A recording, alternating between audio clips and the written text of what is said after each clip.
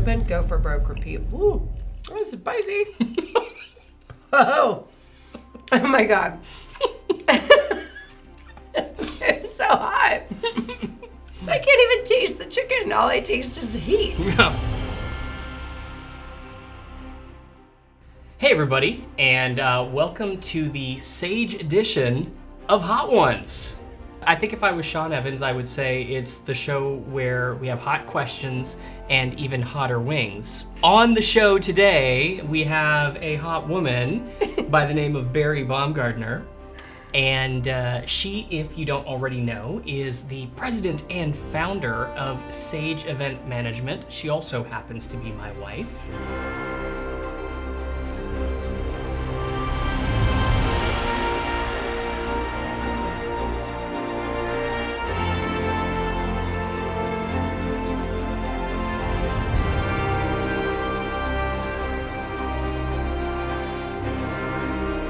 If you don't know what's going on, first off, one of my favorite YouTube shows, and Bari's as well actually, Love this show, is a show called Hot Ones. And what the concept is, they interview celebrities, actually the host, Sean Evans, interviews celebrities while they eat gradually spicier wings throughout the questions. Now, I've prepared my questions for Bari, and we've got 10 questions, we've got 10 wings. And each wing is sauced with a varying degree or slightly hotter version of hot sauce. So Bari Baumgartner, how are you with hot sauces? You know, I don't love hot sauce. I don't ever put it on my food, ever, because I think it kills the taste of the food. But I'm married to a man who's never met a condiment he doesn't like. For those of you that are Hot Ones fans, every season they introduce a new lineup of hot sauces. And we have this year's lineup. Yeah, this is the season 10 lineup. That's the season that just finished. It was an awesome season. And some I have great to ask you a interviews. question. Have you already tried these? Like, have you already been sampling these? You have, haven't you? I have. I've tried this one, this one, this one, this one, this one, this one, this one. Not that one, not that one, and I've tried that one. Shall we start with the classic? We'll start. How much of it do I eat? As much or as little as you want. I'm just going to take a bite. Wow, that's very hot. It really is. All right, so first question for you. We had our first wing.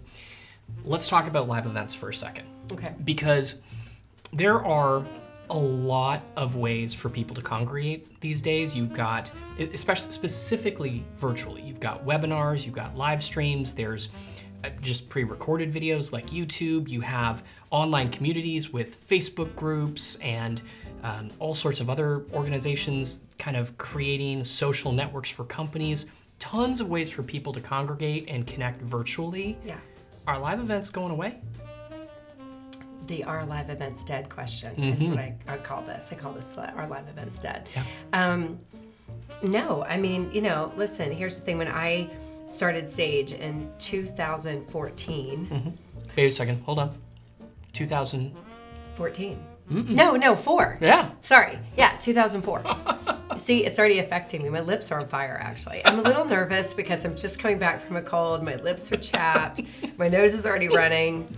This could get ugly, and this actually could be really ugly by the end of this. But yeah, it's 2004, and it was a recession. And I remember everyone told me 2 things. You're crazy to start a business right now. Yeah.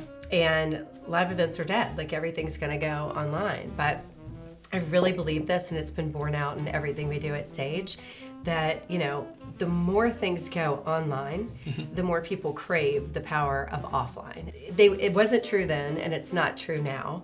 And I think the more we get, you know, a reason to hunker down in our living rooms and everything is on your TV, you don't even have to go to the movies anymore, and the more you have everything in your computer and in the palm of your hand on a phone, I think the more that we really want like interpersonal connection, and that's what live events bring.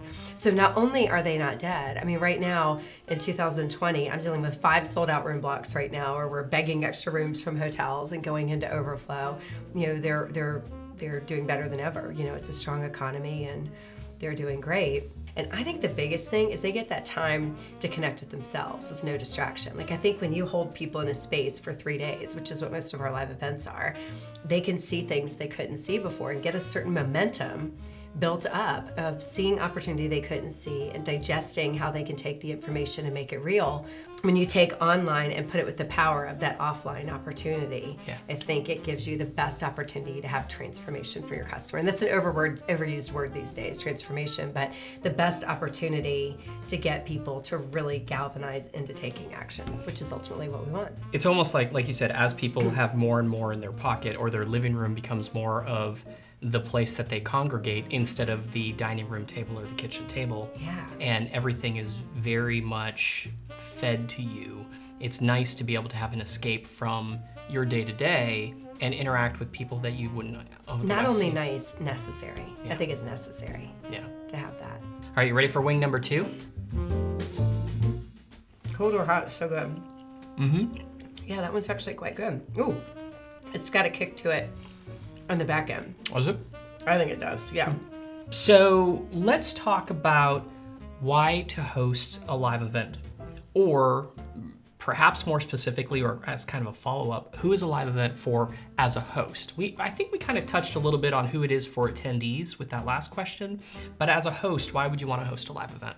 It goes back to everything I just said. I think there's no better way. If you're an author, a coach, a speaker, a consultant, an influencer, a digital marketer, whatever you want to call yourself these days, and you're trying to go from one-to-one to one-to-many, there's no better way than a live event. There's no better way. I mean, if you think about it, you're trading hours for dollars in those industries, right? How many speaking engagements can you do in a year? How many talks can you do? How many books can you write? How many consulting calls can you have? Right. But if you can put people into a room, and again, happy hostages in a safe space where they can really get some momentum, really hear your ideas with no distractions, and be converted from a fan to a raving fan, and from someone who's bought one thing to someone who's going to buy real time with you, because we specialize in events with high ticket offers, not just an event, but an event with a high ticket offer, which means they're going to buy extended time with you. Not only are you going to make your time worth more and get more leverage out of your time, but you're going to get better results for those people, and that's good for you and it's good for them. It's good for your brand, your positioning. It's good for the world. I mean, we say that, but I really believe it. It's what gets us up in the morning. It's, every single event we do, we change the host's life, because all of a sudden we help them launch a program or their next big program or, the next big idea. But most importantly, we have so much repeat business. We get to see the next year or the next event when those buyers come back and they are just transformed. I mean, again, that word, I hate that there's not a better word, but transformation is at the heart of what we do. And people literally are physically transformed, mentally transformed, emotionally transformed. Everything that was an obstacle before and they were scared to death to step into is now like, yeah, I did that. And look at me now. All right. Good deal. All right, Barry Baumgartner, wing number 3. Wing number 3. Okay, this is the pretty one. Yeah. Heartbeat hot sauce. That's delicious. That is really good. Mm-hmm. This one's called the Sleeping Giant Brewing Company from Thunder Bay, Ontario. So I have to tell you really quickly a story.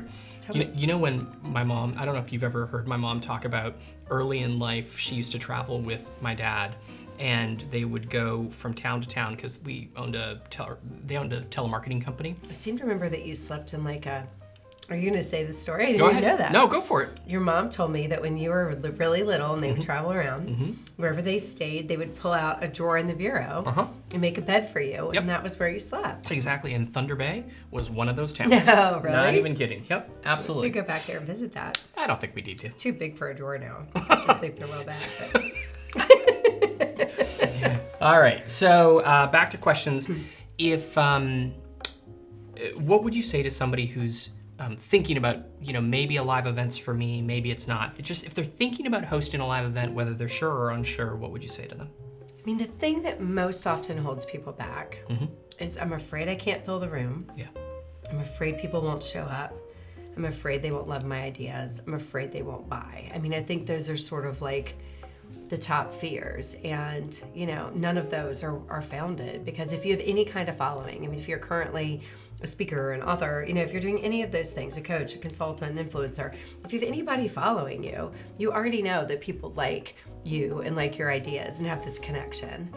They're going to show up for your live event. They're going to show up to see you live, and they're going to love you if you, and this is a really big key, if you're authentic, if you're true to yourself, because it's like this like attracts like kind of thing. So, one person likes the barefoot speaker, shows up in jeans and a t-shirt, and somebody else likes the person who shows up in a suit. I mean, whoever you are, there are people just like you out there. They're like, oh, I've been waiting for her, or I've been waiting for him. I feel like I really resonate with their message. So I think the fear over all those things, they're all interconnected. Like there's a through line there. They won't show up. They won't. Well, so let's actually talk about they won't show up, because I know so many people think about, when they think about hosting a live event, they hear the word event and they think, the event that we're doing in a couple of weeks, Russell Brunson and Funnel Hacking Live with 4,500 people. Yeah, like, oh, I've got to be able to have 4,000 people. Like, meh. You don't need 4,500 people to show up to have an amazing live event. Start with 45, start with 4 for that matter, I mean, we have people that have taken our course who put on events at 4 people, 11 people, and made really good money and confirmed that their idea works, and now have people out there using it, again, one to many, small many, but that's the stepping stone of growing it even bigger. You've got to start somewhere, and I think the biggest mistake is letting your fear take over. If not, I can't tell you how many people look back like, oh, I wish I would have done this earlier, because they realize that it is the best way to leverage their ideas and to make real money going one to many.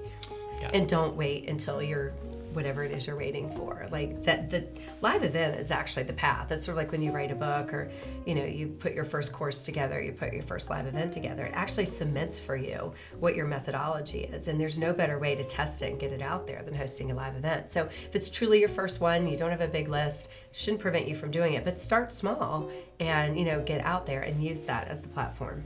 Many of our most successful clients started small and grew. Got it. Okay, wing number 4. I'm going to put a little separation here so I remember where we are.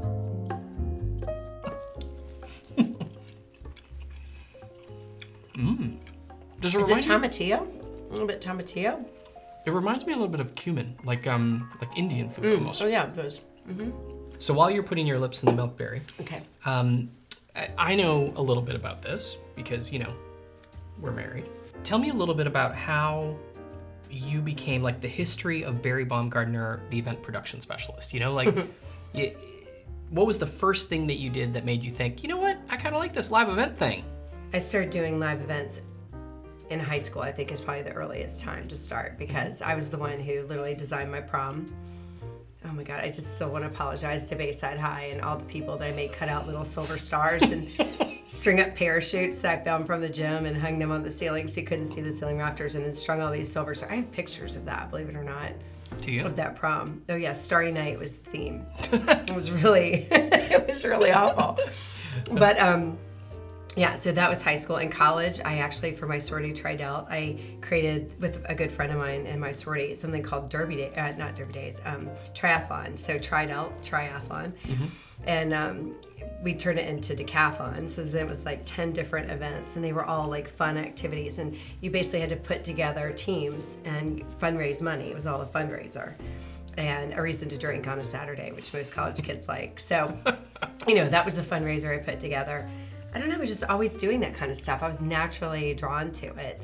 And so when I figured out right after college that there was actually, I wish I'd found this out before college, I probably would have chosen a different path, but I found out after college that you literally could have a career in live events. I was like, oh my God, stop the presses. Like I thought I was going into PR because I'm a really great writer, or at least I think I am. And I thought, okay, so it's got to be PR and marketing. But what I ended up in was live events. And I literally started at the bottom, registration desk. I worked registration for years, and then slowly got promoted until I was actually running a trade association. The bread and butter of trade associations is live events. And then I ran multiple trade associations, and I was the one who was just like, you can send me anywhere. I'd never traveled as a kid, so I was like, anywhere you want to send me, I will go. Like, some people in my office complain they didn't want to travel. I'm like, no, not me. I was on the road like every week, and I loved it. Like, I got to see the world that way. Yeah. It's like, you're going to pay to send me to Paris? I'm in. So that's how I kind of got to travel and got exposed to food and restaurants and finer things, but most importantly, live events. For me, I actually prefer being behind the stage than on the stage, quite frankly. I'm a good number 2, so I love supporting our host and helping them craft their strategy, which ties into the second thing, which is funny that for us, live events is all about sales and enrollment.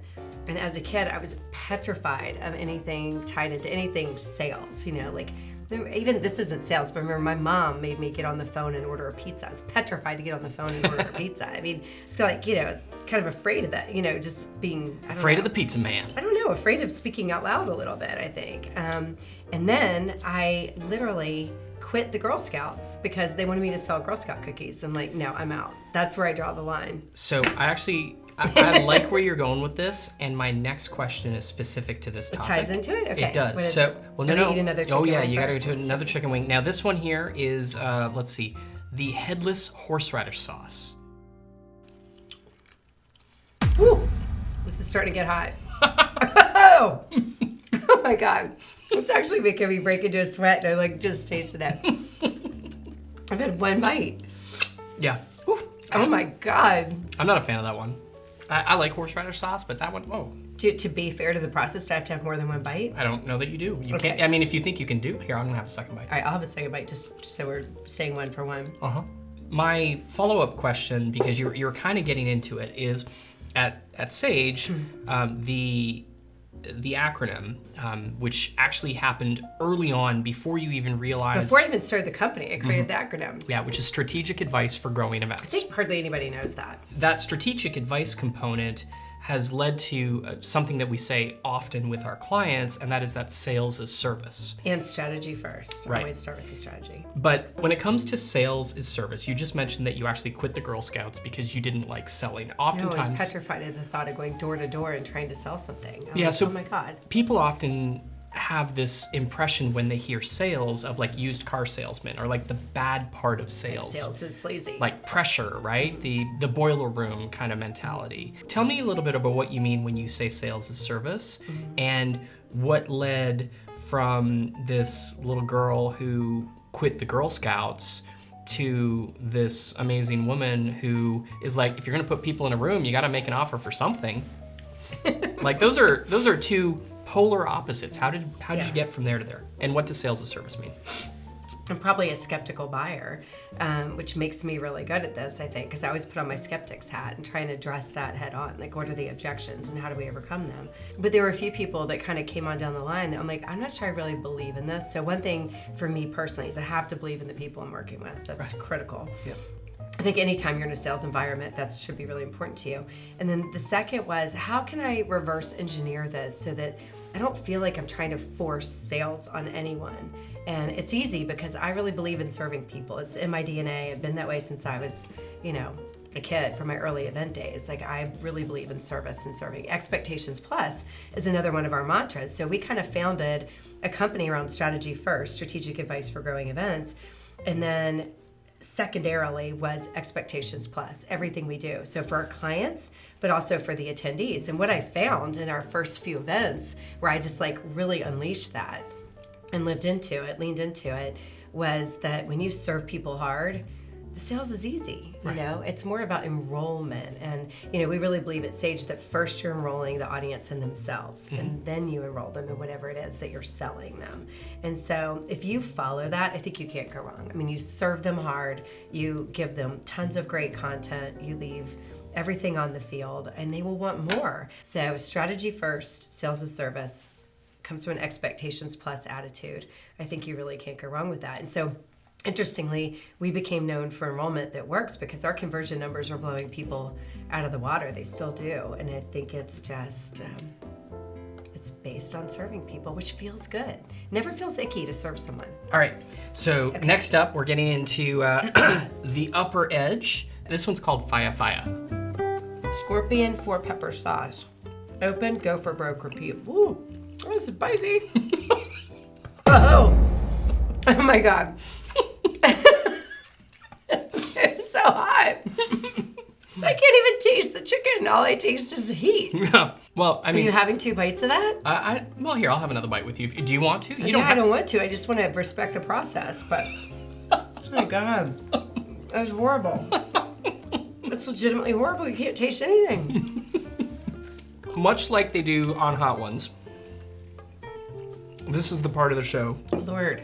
where we do a deep dive on our guest's Instagram account, Oh. right? Yes. So I'm actually going to show you a picture. Tell me a little bit about this Oh picture. my God, I love this picture. This is us in the first class cabin of Air France. And for some inexplicable reason, we'll never know why, we were the only people Yeah. in the first class cabin. And it was such an extraordinary experience. I mean, we had the best service, of course, because we were the only 2 people in there. But we do love Air France. They're amazing.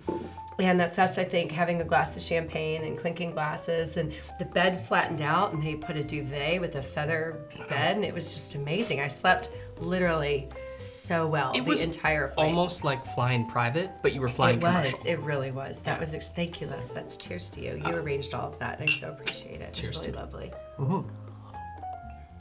I'm just smoking my lips. All right, that's what, honestly, that's something I've never heard before. I've watched a lot of episodes of Hot Ones, and I don't think I've ever seen a guest say, give me 1 second, I have to milk my lips. Careful around the eyes. Okay. Don't touch the eyes. You want to go for our next one? Yeah. I'm making it through this no matter what. No, I know, me too. We're climbing the mountain. All right, this is called Akamiso.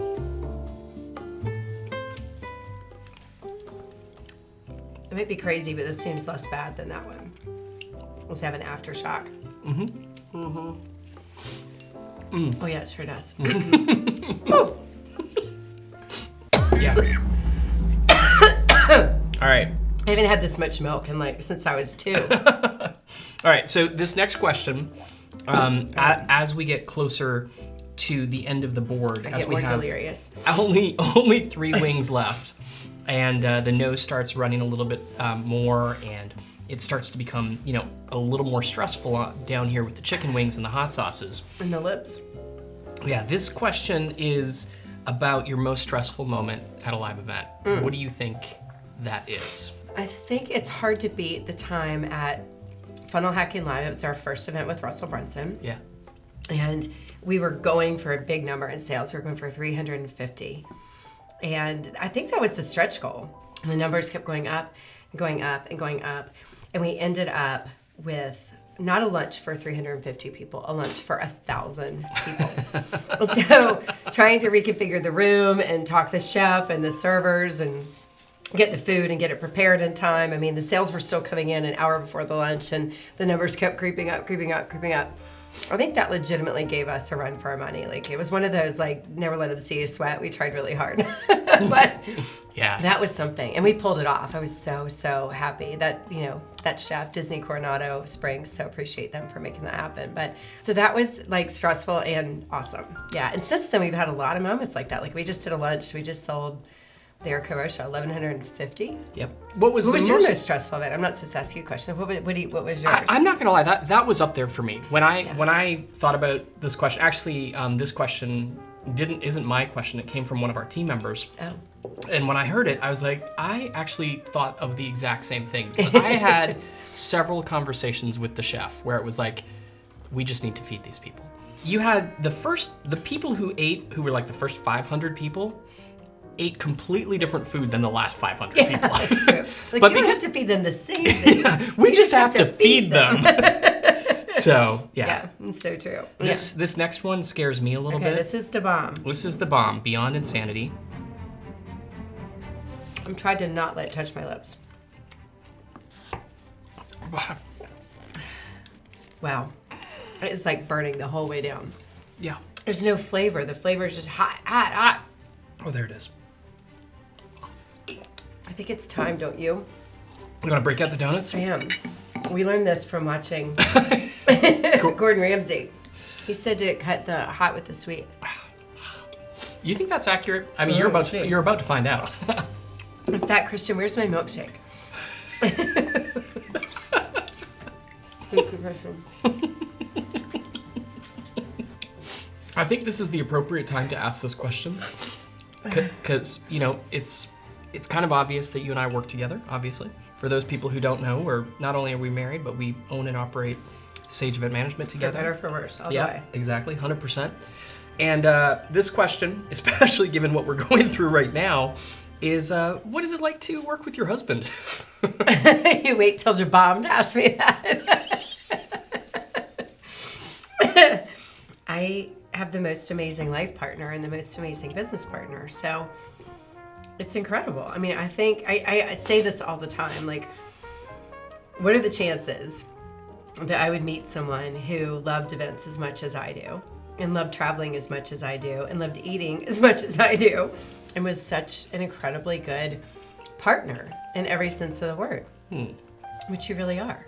I really set you up for a softball on that one. It's so true, though. I love you. I can't imagine doing this without you, life or business. And then you're a really great business partner, because what's most awesome is you're really good at all the things that I'm not good at. And this is the thing no one knows. You're also really good at all the things I am good at. So out of the two of us, you definitely are the most, you get best all around. But I mean, you can do everything I can't do and all the stuff I can do. So I feel super lucky. I vote like not 100% certain on that answer, if for no other reason than I don't want our clients to know that, because they like to go to you with all the tough questions, and I get to sit back and go, I bet it's harder to work with me than it is for me to work with you. How is it to work with your wife that you had? Well, so here's the thing that I think is probably most accurate. We travel to about 24 to 25 events every year. Our company does about 30 to 35, but you and I personally travel to about 24, 25 events a year. And if I didn't work with you, we'd never see each other. Yeah, I mean, I say this to people all the time. The only way that this would work... So your answer isn't that you love working with me. It's just that you would never see me if you would. No, that's not what I meant. That's not what I said. I don't know where she got that answer. No, my answer is, listen, I love working with you. I love being with you. I love the fact that we get to travel together. I love the fact that we get to experience all these things together. And at the same time, if we didn't do it together, I wouldn't be married. And you bring the fun most of the time. So you're looking at the fun right here. We brought 8 out of 10 so far. All right, so this next one is called Burn After Eating. Christian, did you eat any of these? I tried the bomb. It was horrible. Did? Yes, it was awful.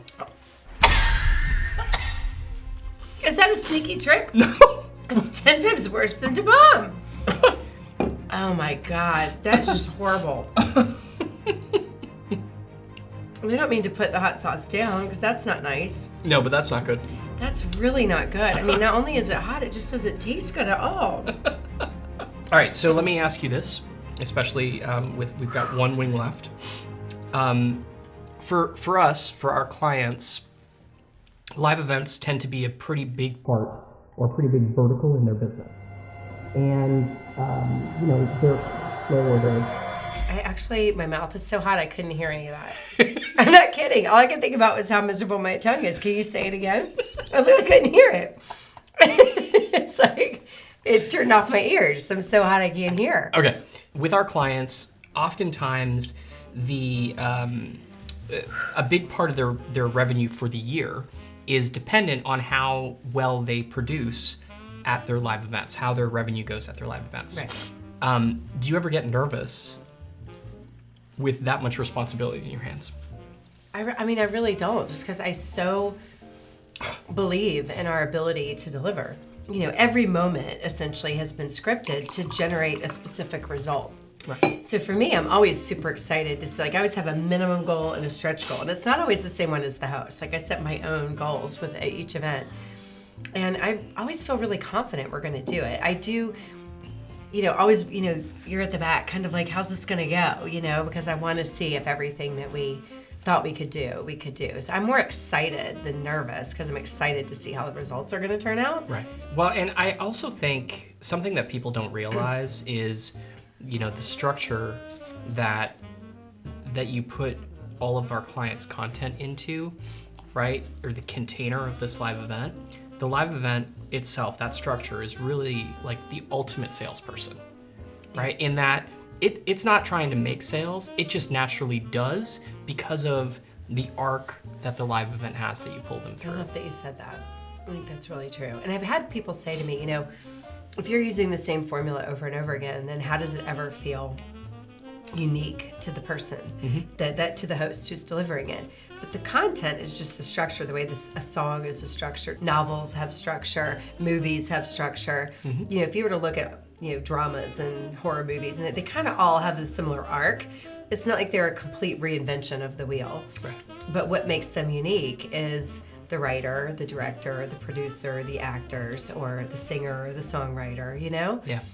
That's what makes it unique. And it's the same thing with the live event. You can take the same exact container and formula and structure, and you plug into it your unique approach, your unique content, your unique voice. And that's what makes it amazing. And that's, at the end of the day, if you combine that with sales and service and expectations plus, don't have to be nervous about anything. Well, there you go. This We is have the gotten last to the one. end, I'm really exactly. proud of myself. Are you proud of me? I feel like am. I've done really good. And you are doing killer. I was like afraid of going into an ugly place. Is it about to happen? Did I speak too soon? I don't know. So this is the last dab, and Barry Baumgartner, they call it the last dab because it's tradition around here to put one extra dab of hot sauce on the chicken wing. And I that think you Sean are does about too, to doesn't he? concern. That's why I'm putting it on mine. Ooh, crazy. I didn't mean to go there. How about if you put one last dab but you eat from the end that doesn't have the dab on it? Does it still count?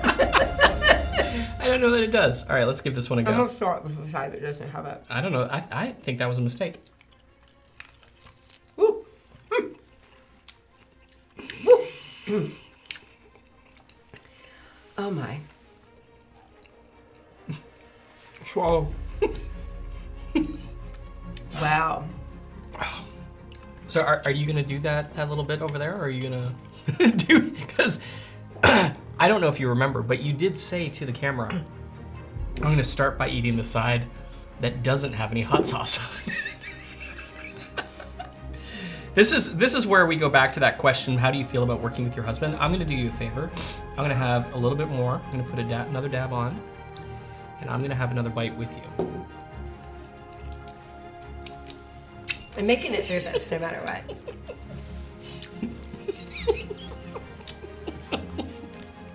I did it. I should like this I'm one in a intense lot. pain. Are you serious? Yeah, I do like that one. I'm just trying to, in case Sean sees this. Sean, curry favor. Haha, no pun intended. Oh my god. That's worse than the bomb. It's more flavorful. Are you ready for the last question? No, you're not. But here's the question. And it's interesting because we have one person on one side of the table named Blue. We have one person on the other side of the table named Barry. And of course, together, it's Blueberry. What are the odds? What are the odds? How People does don't believe something it. like that happen? I'm sure what some people are asking is, did one of you change your name to make it Blueberry? Or did this shit actually happen? God-given name, Barry. And your name? Blue Jack Alexander Melnick. Well, first off, I'm impressed, given the state of your mouth, that you can remember all of those. My tongue is on fire. I'm serious. My nose is running. I'm in pain. I'm actually in pain. Is your tongue not miserable? Oh yeah, I feel like my tongue is actually twice as large as it normally Oh is. yeah, it does feel that way. Yeah. Closing question. How do you get two people together who literally are a fruit? Blueberry. How does that happen? I think only two mothers like ours, who are both really special people, could raise two people like us. I think we're really special in our own unique ways. I knew from the first time I spent time with you that you're my kind of special. Really. I just adored you from the first time we had dinner together. I And we remember. were working together. It wasn't like a date. No, we were. We But got I to. liked you. We sat next to each other, and I, for certain, in that first event that we did together, I 100% tried to take it to the next level. You have to take your time on things like this. It's not like eating a chicken wing. It's like good things take time. Yeah. All right. So with that, Barry Really not all Baumgartner, that comfortable. we are going to wrap this episode of Hot Ones, powered by Sage, Yes. in the exact same way that Sean would. So this camera, or that camera, tell the folks what you've got going on. Okay, so what we've got going on is we have a launch this year. Yeah. We're launching our new product called Rush, the live event blueprint. And it's real world, user friendly, strategy first, how-tos for running your own live event, for hosting your own live event, and making a high ticket offer with a sales to service approach that does not make you feel salesy, icky, or slimy. Just sales as service. It's all based on sales as service and expectations plus, and the formula that we know works. So coming to an online platform near you sometime soon. Barry Baumgartner, Thank you. thank you very much for doing this with me, as crazy as this was. Thank you, Christian. We could not have done this without Christian. Good job, Barry Baumgartner. Good job, Blue Melnick.